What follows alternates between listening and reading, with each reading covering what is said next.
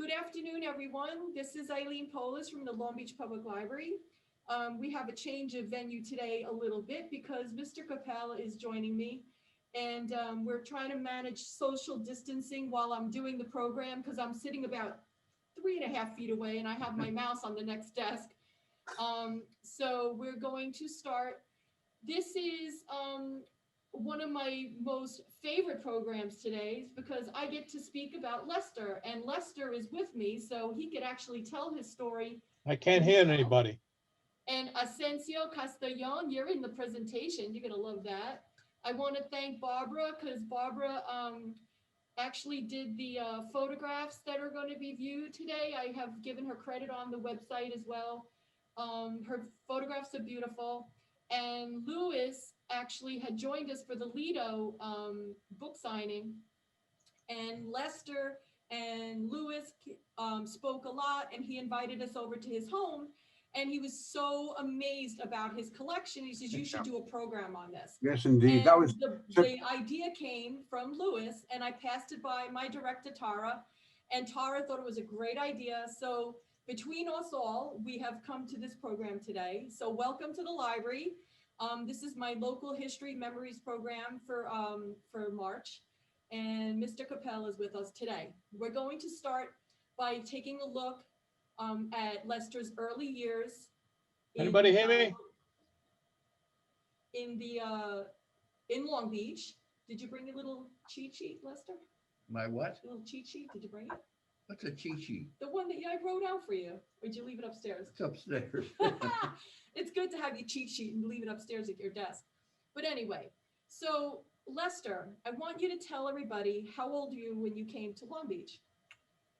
I think I Hey, was Capelli. about 7 years old, and we used to come here during the summers only.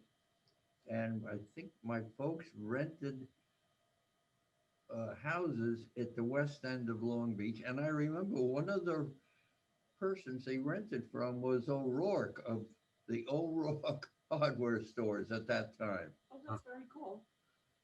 That I believe was on Georgia Avenue, the west end.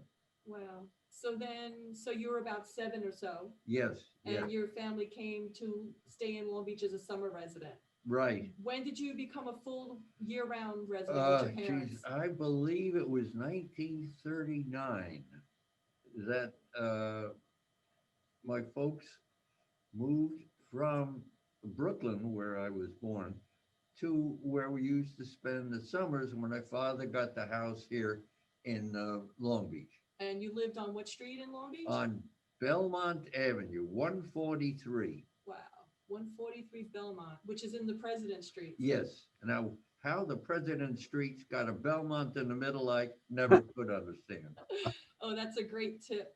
But so you basically started to live here year-round with your folks In 39. in 39, Yes. and you went to Long Beach High School. Right. So on our first slide, of course, is Long Beach High School, which is the original first school that opened. I see you, but I can't hear anybody. Oh, I'm sorry, Ace. This is the Long Beach High School, which is located right next to the library that we're sitting in right now. The property is located. The property is where the parking lot for the condo is Is- right now off of exactly. Magnolia Boulevard. And the building that we're looking at is no longer there, of course, because that's the condo parking. But Lester graduated Long Beach High School in 1940. Right. And his echo is on the screen, his 1940 echo from Long Beach High School. And there is his very handsome photograph. Oh, Which is really cool, is at the bottom of your photograph, it says that you were in biography club, aeronautical engineer and Carnegie Institute. So, that's where I was supposed to go to school. right, so you had this affinity that you wanted to work or be around airplanes. Airplanes, yes. So Early. let's see what happens. Let's take a look now. Let's go to our next slide. Now, where do we wind up? At Roosevelt Aviation School on at Roosevelt Field. Roosevelt Field is where the mall is at this particular time. And Roosevelt Aviation School was in or housed in what was World War One hangar, airplane hangars. That's how old Roosevelt Field was. So that's the airport. It Yes. was part of an airport as, Yep. as Roosevelt Field. The aviation school that I found the ad for opened in 1940, and Lester attended this school in 1941 approximately, because after he finished high school, you went to college for a bit. For a year, and that was not for me. Right, so we went to aviation school, so there's your aeronautics. And Roosevelt Aviation School, Yes. I actually saw Lester's diploma from graduation and he could not find it. I think he donated it to the museum. But I saw it Yeah, at the Air and Space. at the Museum. Air and Space. Yeah. So he donated his diploma, but he did graduate. And tell us a little more about when you were at aviation school, what happened? The course, I remember I had registered for the draft and I got a deferment because I was in already going to school at Roosevelt Aviation School with the understanding that when I finished or graduated from the Roosevelt Aviation School, I would go into service. So that's how that worked out. And here's a photograph of one of the hangars of the aviation school. That was World War One One, hangars. Right. And this is an aerial of Roosevelt Field, where the airport was now, of course, the mall. And this is about 1930. Interestingly enough, is where Lindbergh took off from on his flight to Paris, That's was at Roosevelt Field. Wow, really? Wow. Yeah. That was his first transatlantic flight, right? Yes, The that was major. the first solo transatlantic nonstop flight. And here is Lester Kappel's administration license for airframe and Powerplant Mechanics. Lester Pine Kappel, 143 Belmont Avenue. And this was actually still good to 55, Lester. Look at that. Your license is still good to 55? No, it was renewed, I Renewed at believe. 55. Yeah, renewed in 55. Yeah, that's very cool. And he carries this around in his wallet, guys. So it's Yeah, very that- easy to get. Okay, in case I'm called upon to repair an airplane. Okay, you are amazing. You know that. Okay, Oh, what's this baby? this is the Boeing 314 Clipper, of which 12 were only built. There were never 12, and none have survived. It was I guess, the first transatlantic flight a plane that could go on a regular schedule in the Pacific and the Atlantic. Of the 12 that were built, none, as I said, none have survived. And as part of the Lend-Lease program to Great Britain, I believe 3 of them went to Great Britain where they were renamed and never remembered what the names were for the British Airways and for British flying boat service. Right, but And- what did they use the Clippers for when you were in service then? It was used for VIP flights, and the inner guts of it were ripped out on occasion for war supplies that were needed in Europe. So they stripped the inside and used it as a flying cargo boat. Wow.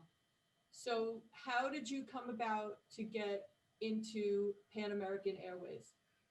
While I was in Roosevelt Aviation School, that was when Pan Am had a Navy contract flying these boats to fly personnel and emergency needed equipment to Europe. I don't know about the Pacific, but I imagine it was the same thing in the Pacific.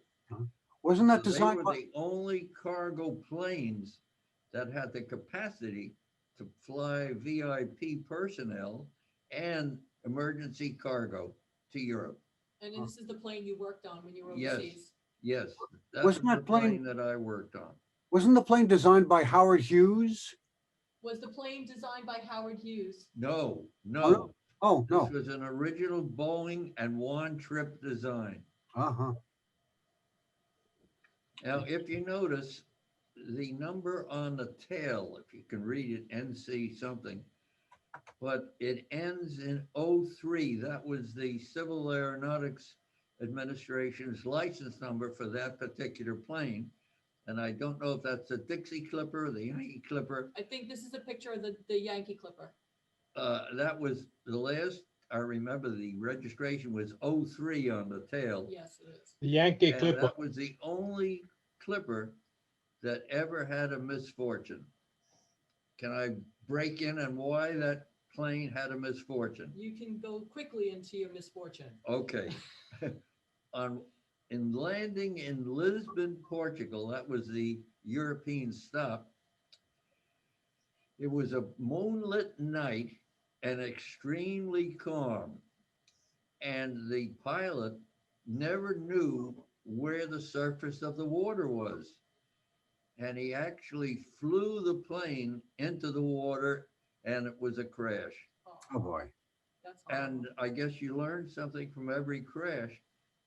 After that, the flying boats always had a boat go out first before make they waves. landed to stir up the water so you could see the waves. That's amazing. Thank Oh, you, Lester. wow. That's very cool.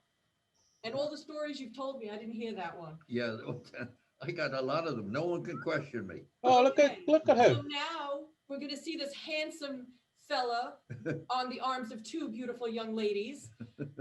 This is Lester in his Air Transport Command. He's an anchor, a turkey, and he's has a Renata on one side and Chris on the other. And tell us a little bit about Chris, because I know Chris was your little friend there. She was your sweetheart, right? Well, I have to interrupt it because you jumped about 1,000 miles. 1,000 miles and I don't know how many months. Okay.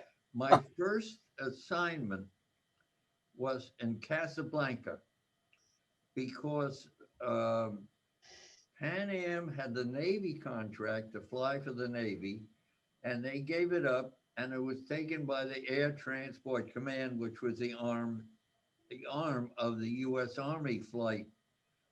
And the flight went from New York and Florida to Bermuda, the Azores, and Casablanca. From Casablanca, the cargo was transferred to other planes to fly mainly on up to Egypt and India. And that was called the Cannonball Flight. And that particular picture is taken at the dam outside of Ankara. How I wound up in Ankara is a crazy story. Tell us your story, Lester. Okay. I wound up in Ankara. Well, I should go back some. After VE Day, a lot of the personnel and the flying was moved up into Europe because Europe had been liberated. And Marshal Tito, Tito, was the big honcho in Yugoslavia, and he refused to give permission for overflights. So they had to find a way to fly around Yugoslavia. And Ankara was one of the places that they thought that they could use as an alternate to flying over Yugoslavia. Uh-huh. Right. And that's how that worked out. And that's, I was transferred when other people went up into Europe. I was then transferred to Ankara. Wow. So, but I have a little tiny segue story about, we spoke to Renata Stoya, remember? Oh, that's it. Yeah, go ahead. You take that one. Well, this is a very cute story because I said to Lester, the young lady, Chris, of course, I think had passed away, he said, and then her sister is Renata, and he remembered her name is Ebert Stoya. And I'm like, Ebert No, Stoya? No, the other way Stoya, around. The other way? Renata Stoya. Stoya. She married one of the GIs that was stationed in Ankara. And he remembered and you remember And the I name. remembered the name Stoya, and that's a very unusual name. Right, and I looked it up. And you found it. And I found her phone number, and we called her, and Lester spoke to her. So that was a few years ago, probably Oh. like 3 or 4 years ago. Just wait, take a few more. Okay, but we did speak to her and it was very sweet because it was like going back in time and you're talking to people Yep. that you haven't seen in 60 or so years. So this was a great thing. So The- there was your As an segue. aside, Eileen, go ahead. the Abert sisters, their father was a very influential in the opera picture in Germany. Right. When Hitler came in, they were not incidentally not Jewish. He banished himself or was banished, I never got the story, and wound up in Turkey where he became director of the Turkish State Opera. Huh. The two daughters followed, Renata and Chris, and they were on next to the last flight of the Orient Express, Wow. Huh. which terminated in Istanbul. Right. And now this is another The- Ankara photograph with Lester in his dark shades and great hat and uniform. And these two other fellows were my replacements in Ankara. When you say replacements, what did they replace you? Yeah, as a mechanic. You were the mechanic. Yeah. Mechanic replacement. They were both, I cannot remember the name. You said it. It was Les Aloisi Aloisi and and- Sal and- Calabrese. Sal, that's right. Yep. And then you were supposed to come home to US to work on the the Lockheed training on yeah. the Lockheeds, yes. Constellation, which Yep. is, I think, didn't actually happen. Is that correct? No. So, but that was the deal. That was the what he was supposed to do when he came home at 46. And this is a great shot of Lester hanging off the front of That was what was that? C-47. D7, which was a military version of the DC-3. Uh-huh. And oddly enough, there was a twice a week flight from Cairo, and Ankara was one of the stops to the other side of the Black Sea. That would be, I guess, Poltava in the Crimea. You got me. I'm pretty sure that's where it was. But this photograph, it says December of 45. This is a Yep. great shot, Lester. Yep. And Can I interrupt here? Do you notice the other two guys working and he's not? Oh, Ace. I think he was posing for the photograph, Ace. No, that's the, he Yeah, always yeah. goofs off a lot. Okay, now we're up to much later, yes, but I had to include because this is a very dear photograph, and I asked Lester to bring it in for me, and it was a little hard to scan because I didn't want to take it out of the frame, so it might be a little tiny bit fuzzy. But this beautiful woman is Lester's wife, who had passed away, and her name was Gloria. And Jeffrey and Stephen Kappel are Right. his two boys. And he said this was taken in Silver Lake in Baldwin in 57. So this is a beautiful, beautiful picture. I love this photo. This is a great photo. And this is your beautiful family. yep. And of course, this is a great, great shot. This is Gloria and Lester at a Lido Point annual dinner, approximately 2000. And again, amazing photograph. Look at you in your nice uniform. Oh my goodness. Oh. Now we get to the good stuff. This is now, we're all the way up to 2017. 17, that was a big jump. This was a big jump, but we can't do every day, of course. But the Pan American exhibit at the Cradle of Aviation was a beautiful thing that people had gotten together and tried to restore some of the history for Pan Am. And this foundation was created. And when they did finally get the funds to do this, Lester was asked, and so were other people who were still around, who had worked for Pan Am, to be a part of the festivities. And of course, he had the phone number for Linda, and we got some of the photographs from her. And basically, this is Lester and Linda, another gentleman who was on the foundation. They were sons The of two people sons. that I work with. Right, the two sons of pilot, they were pilots And a and a steward. steward, the two gentlemen to the left. This was a great time. This was June of 2017. And I remember going with Lester and my son to see this exhibit after it opened. And this is also a beautiful shot. This is what they gave you the model of the Boeing Oh, yeah, of the Boeing, yes. 314. And there's Asensio Castellon who's listening. Oh, yeah. So who's the stewardess, Ace? I don't know. You don't know. Okay. But Ace is online. So this is Mr. Ace Castellon. Unfortunately, I don't know who the other two people are. I think Ace knew the lady as a stewardess. Yeah, or- he said he doesn't remember. And the gentleman alongside is the son of someone that I work with Work at with. Pan Am. I Okay. don't know his name. Yeah. And there's the model of the Boeing they gave you Yes. and And Another model. And a sub-miniature model. sub-miniature model. And actually, I gave you one for your birthday. It's But in a box. it's in a box. I think the box is here. And this is Lester. Now we're going to be showing the photographs that Barbara had given Lester as a beautiful book. And she actually sent me the actual photographs so that I could make them nice and clear on the screen. This is 2015, and you're in your dandy uniform. Yeah, that was an installation dinner. That where is beautiful. Of the officers of the fire department were installed. That is so nice. Barbara, thank you for such beautiful photographs. Yeah. And this award was for most drills.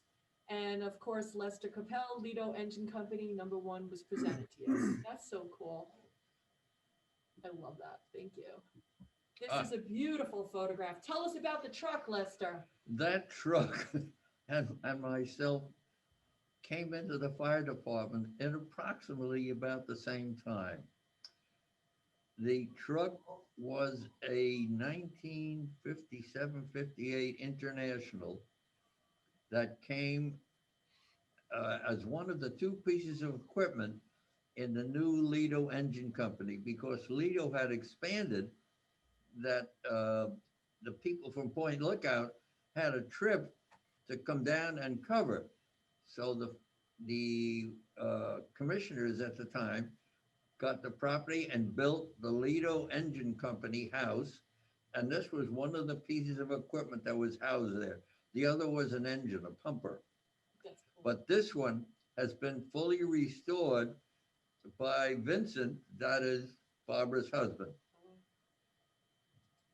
And I think There is that's Vincent, Vincent, and he's the mechanic that Department maintains, mechanic, yes. he maintains the That's Vinny. engines. Yeah. So this is beautiful. Barbara, thank you. This is great. There it is. It's a 54 International, and it Okay. came with you to the department in 58. In 57, yeah. In 57 or 58? And its license number is 257X, because there is an active 257. Uh-huh. That is only used for parades, that's all. Where is my spine? And there he is. He's wearing his mask. So it's current. Yes. Aha. Now, Oh. this is a really, really great story. I love stories. My mother, she always told me stories, and this is the way you pass down your oral history. So, I'll give it to you. Lester's going to tell you the story, but I'll tell you the inside story. Okay. Because I got a phone call the day before about this. And this gentleman, Mr. Chuck Jacoby, and I are good friends. And he said to me, Eileen, I got to tell you something. And he tells me this whole story about this helmet. And I'm like, are you kidding me? He goes, no. And I'm going to come in. I already flew in. I'm down here. He says, and we're going to give it to Lester. And I'm like, and he says, and don't tell him. He says, it's secret. It's a surprise. And I'm like, okay, I promise I won't say nothing. I had lost my helmet. At one time, they were carried on the side rails of the engines. There were no turnout gear kept in the houses. They were all carried on the particular piece of equipment you were assigned to. How I lost the helmet to this day, I don't know. It could have fallen off. It could have dropped off at a fire, but my helmet disappeared. And how it came about back to me is through Chuck Jacoby. He found it on the internet, I believe. Yes. And he, on the internet, the I think he only had to pay the cost of cent because the fellow who put it on the internet said that you've worked hard enough finding the original owner of this helmet. Just pay me what it costs to ship it to you. And that's the way that helmet came back to me. And it is my helmet. Or to this day, it's hanging on the wall in my house. So Chuck Jacoby, I had to put his quote up because it was so nice. And he did call me and let me know that he was coming to do this. And he said, please don't tell him. I said, I won't, I promise. And then the next day, Lester comes into the library. He says, Eileen, I got to tell you something. And I'm like, what, Lester? He goes, you're never going to guess what happened to me. He says, Chuck Jacoby, you know Chuck Jacoby. He says, he found my helmet. I'm like, really? And I just made believe like I didn't know anything. He found it on the internet. Yes, he did. And Chuck Jacoby has this huge collection of Long Beach, Lido, Point Lookout memorabilia. And he collects. So constantly is he acquiring things online to expand his collection. And of course, your helmet was one of them. Yep. This is the presentation of the helmet, September 8th, 2018. And there's a very up close, it's a leather hat, right? Is it a leather hat? They were originally leather helmets. Yeah, wow. Point Lookout, Lido Fire Department. Now, as for a request of Lewis, we're going to do your museum. Yay! And Barbara Cittadino is responsible for all these photographs. You can see her name is etched into the photos. And this is his book that she gave him. And it's a masterpiece. And it's a pretty much insight to Lester's collection that Lester and Gloria built Over the years. This is a beautiful collection, and we're going to talk about it. Great. There's Lester holding a ship in a bottle. That's not a ship in a bottle. No. There is a collection of ships in a bottle. What I am holding is the face piece of a fire shield built in a bottle. Oh. That's why that is. And oddly enough, the mate to that particular name of that gizmo that's built in the bottle is in the Carriage Museum at Stony Brook. That Ringgold hose company mate is in Stony Brook right here on Long Island. That's amazing. Ah. But this company was in Newburgh, right? Newburgh, New York? I got an answer from, I wrote to some antique magazine, yes, from the historian of the city of Newburgh, New York, that Ringgold, that's the name of that, was a colonel in the Mexican War. But it's Oh a my God. volunteer. It was a volunteer fire? No, Or they were full volunteer? the company was named after him. Right, okay. So they used Colonel Ringgold's name as the name of the company, which ultimately was in Newburgh and became a victim of urban renewal. And what else are we looking at? This is a collection of stuff all having to do with the fire department. Wow. And your helmet is right up there. Yep. I guess you were Grand Marshal at the parade. And I couldn't tell you what year it was. What is this, Lester? What are you looking at? Up here in the corner. What's this? Oh, that's a barometer. Oh,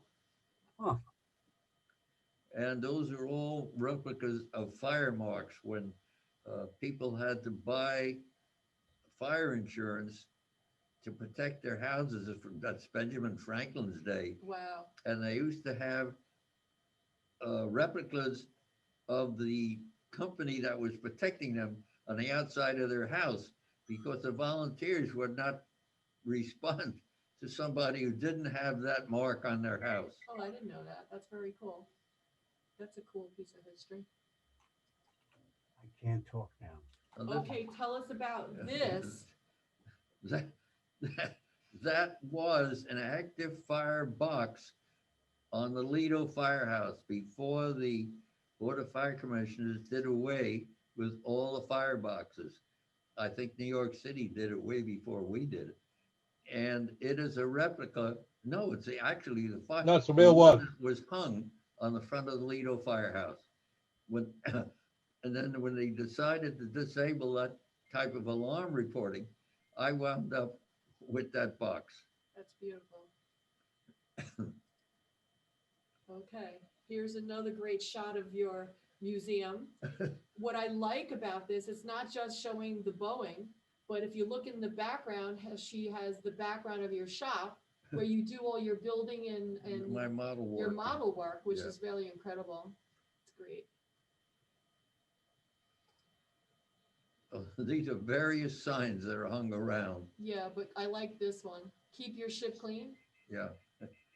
That's really nice. And you said this one is a joke, which, This one right right, here. I didn't know that. I thought it was just German. He said, no, it's a joke. And he starts reading it to me. What does it say, Mr. Lester? Achtung, this machine is nicht for the finger poking and mitten grabbing. It's nicht for dummkopf. It finger snapping. And I can't even read that one. A springwerk. It's, I didn't know it was made up. It was funny. yeah, it's made up. Just stand back and watch the blinking lights. That's a funny thing. Okay, what else do we have This here? is just, Oh, this is your machine shop. Yeah. There's your saw, right? Yeah, What this is is this, Lester? A vi- vice? yeah, that's a carpenter's vice. Wow. The tools in the shop. Just tools in a shop. There's no tools in my garage that look like anything like this. That's a model that I've been building. Oh, This is my Wow. kitchen wall. This is his kitchen wall, which are really amazing things. I have a lot of stuff in my kitchen, but not like this. Gloria was very keen on putting a lot of kitchen stuff that we used to go to antique shows and pay $1 and $2 for stuff, and that's where that wall started from. That's beautiful. And my favorite is the corn. This is you corn. put cornmeal in Yeah. here and bake it. Yep. You make like corn Corn muffins. muffins, yeah. You make corn muffins that look like an ear of corn. That's great. I just made cornbread. This wall is a work of art. It is. And a little bit Right. more. Tell us a little bit about this. Oh, that There's a is toaster. replica of the first Edison.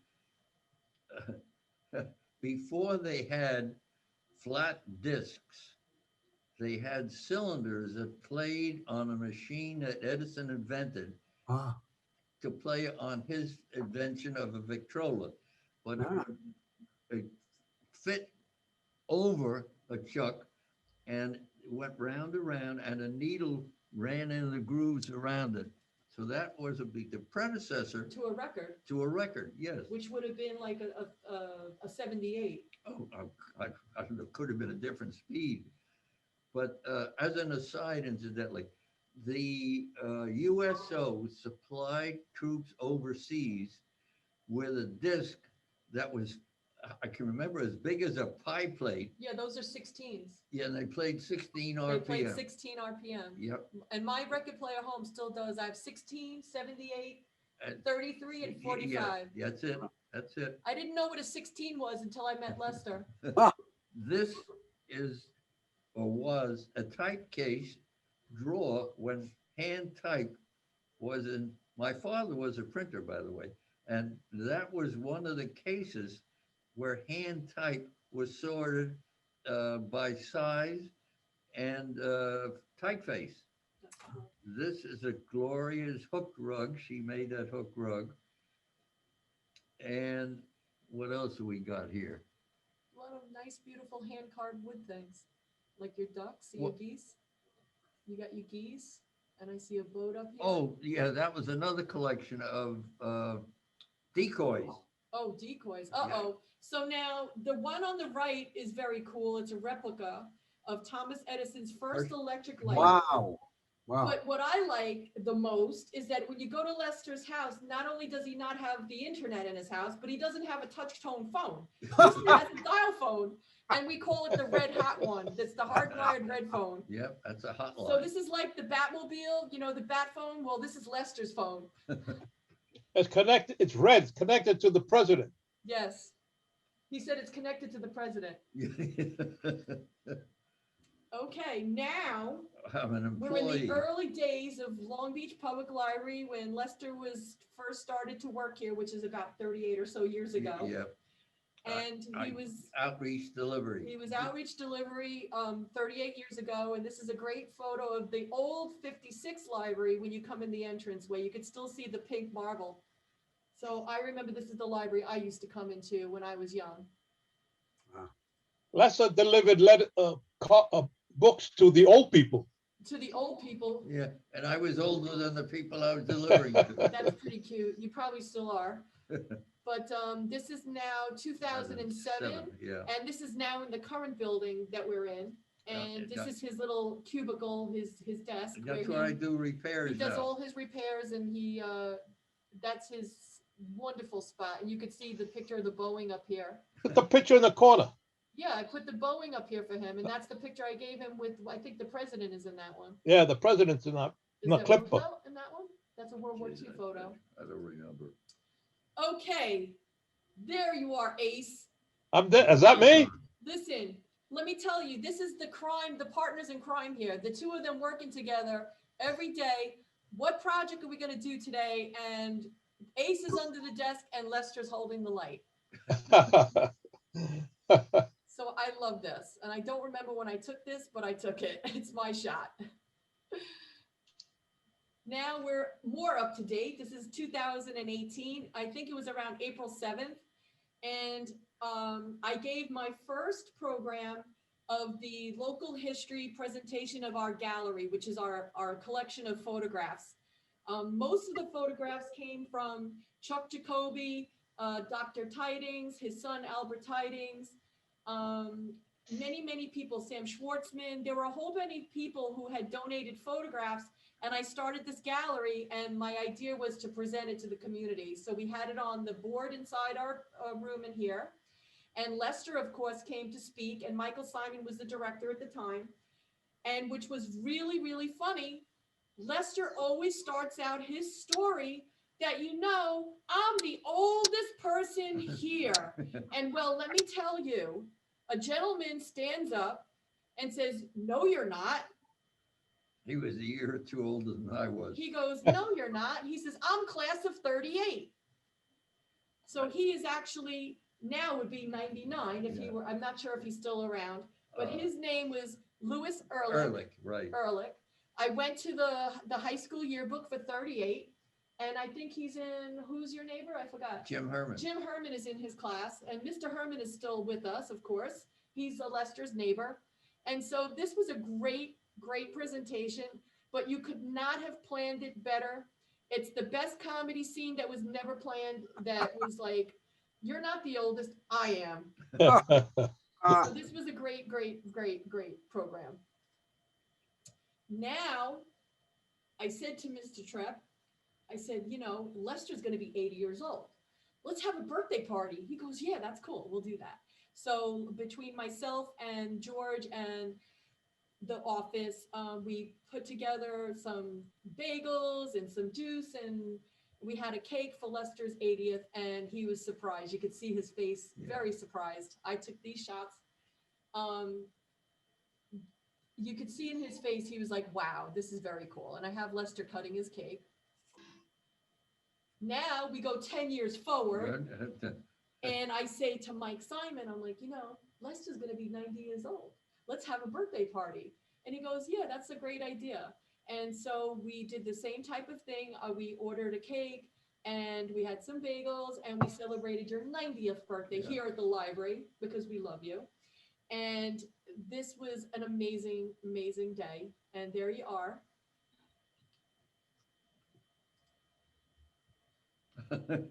Going forward 5 years. Oh my gosh. I said, you know, I don't think we should wait till Lester's 100.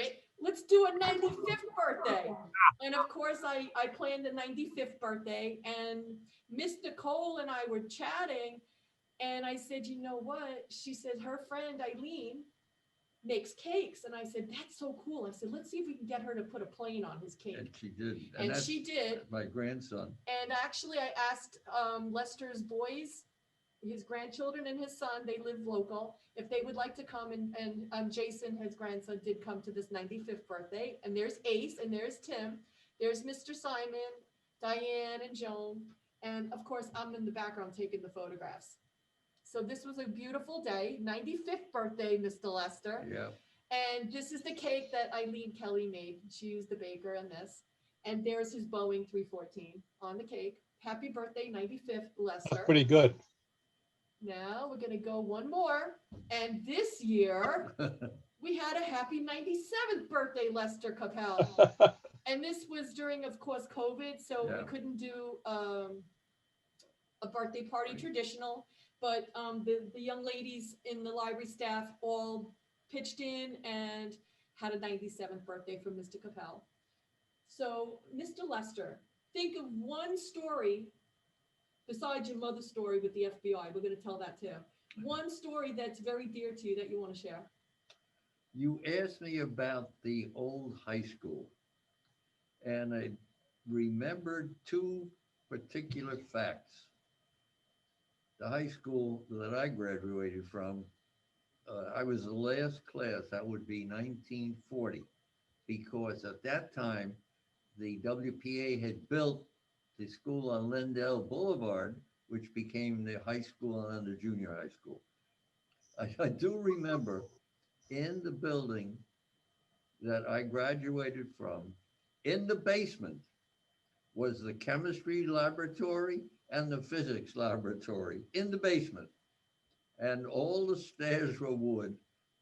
It was, you know, if OSHA had existed then, I think they would have closed it down in a blink.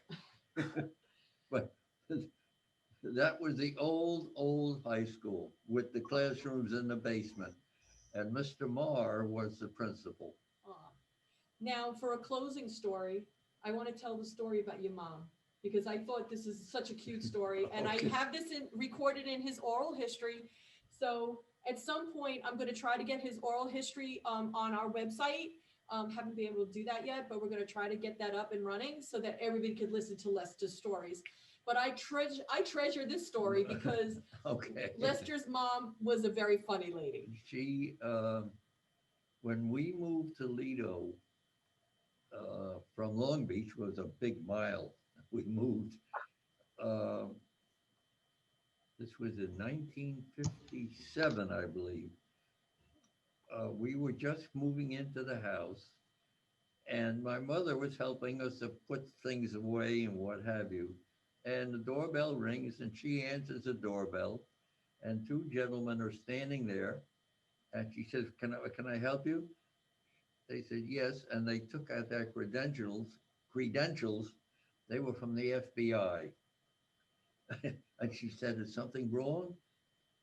And they said, no, we just would like to ask you a few questions. And she said, okay, well, I'll answer whatever I can. And they said, do you see any suspicious movement or big black cars moving up and down the street, especially at night? My mother said, no, I don't live here. I'm only visiting. And she said, can you tell me what this is all about? Well, they said that there's a reputed gangster or retired gangster living on your street. And we're just trying to pin down his movements. My mother said, is this a dangerous condition? They said, madam, the milkman is probably an FBI agent. The guy climbing the telephone pole is probably an FBI agent. You are in no danger. You're probably in the most protected area in the whole of Nassau County. And that reassured my mother. That's beautiful. And one more story. Yes. When you were on bike patrol from Oh, yes. Mayor Ornstein, Yeah. Theodore Ornstein was the mayor of Long Beach at the time. Yes. And I was, I guess, a senior in high school. And at that time, the uh, coastal tankers would go right along the shoreline. And Island Park at one time, where Costco, I believe, is now, was an oil depot. And the coastal tankers used to come in through either Rockaway Inlet or Jones Inlet and deliver their fuel to the tanks at the tank farm, as I said, where Costco is now. And the, I lost my trend of thought. You were supposed to talk about you're telling people to pull their shades down. Oh, yes. So the submarines, the German submarines, would lurk off the coastline, and the ships, the tankers, would be silhouetted against all the street lights that were lighting up along our beachfront, where the street lights were wide open, where window shades were not drawn. So I became a junior air raid warden, I guess you'd call it. And my card, I think, now resides in the Long Beach Historical Society, and ride up and down and tell people to pull their shades down. And at one time, the street lights in all of Long Beach on the side facing the ocean were painted black, so that they wouldn't be, ships would not be silhouetted against the lighting Oh, wow. from the streets. And this was long before all the apartment houses and private houses along the ocean were built.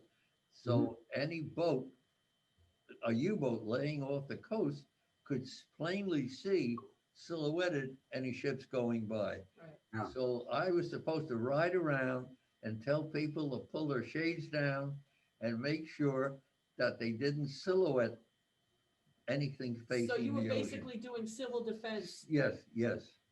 I think I was a senior in high school. So you were riding your bike around town, telling everybody to pull their shades down. That's what it amounted That to. is the absolute best. So, And I think that card resides in the in the Historical Historical Society. Society.